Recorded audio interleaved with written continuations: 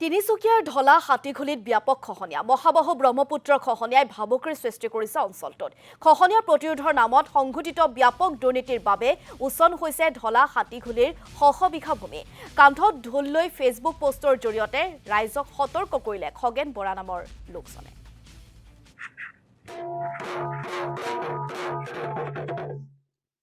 ঢোল বজাবলৈ নদী কাষলৈ অহা নাই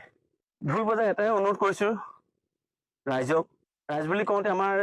তিনিচুকীয়া ডিষ্ট্ৰিক্টৰ ঢলাৰ হাতীঘুলিৰ এই মথাউৰিটোৰ ওপৰত মই উঠি আছো এতিয়া চোতাল এখনলৈ নগৈ আজি বিহু জুৰিবলৈ মই মথাউৰিটোৰ ওপৰলৈ আহিলো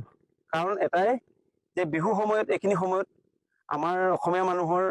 হুঁচৰি জুৰা সময় হয় এইখিনি সময়ত যাতে হুঁচৰি জুৰি থাকোঁতে যাতে আমাৰ এই ঠাইডোখৰ পাৰ হৈ নাথাকিব এই ঠাইডোখৰ হাতীঘুলি গৰিমাৰী সমস্যা বুলি নহয় এই ঠাইডোখৰ এনেকুৱা এটা পৰ্যায় পাইছেগে য'ত নেকি এই ঠাইডোখৰ যদি মথাউৰিটো ভাঙি পৰে কেনেবাকে কিন্তু কেইবাখনো গাঁও যাহ যাব সেইকাৰণে মই আজি ঢোলটোলৈ আপোনালোকক ৰাইজক অনুৰোধ কৰিব বিচাৰিছো যাতে এই নদীখন মই যিডোখৰ ঠাইত আছো এই নদীখন গৰাটো সেইটো পাৰটো ইয়াৰ পৰা মোৰ ঘৰ আছিলে সেই ৰিজাৰ্ভখন দেখিছে সেই ৰিজাৰ্ভখনৰ কাষত সেই ৰিজাৰ্ভৰ কাষত মোৰ সেই ইটো পাৰত মোৰ ঘৰ আছিলে মোৰ ঘৰ বুলি নহয় বহুত পৰিয়াল আছিলে কিন্তু মোৰ অন্ততঃ সেই ঠাইডোখৰত আছিলে আজি মই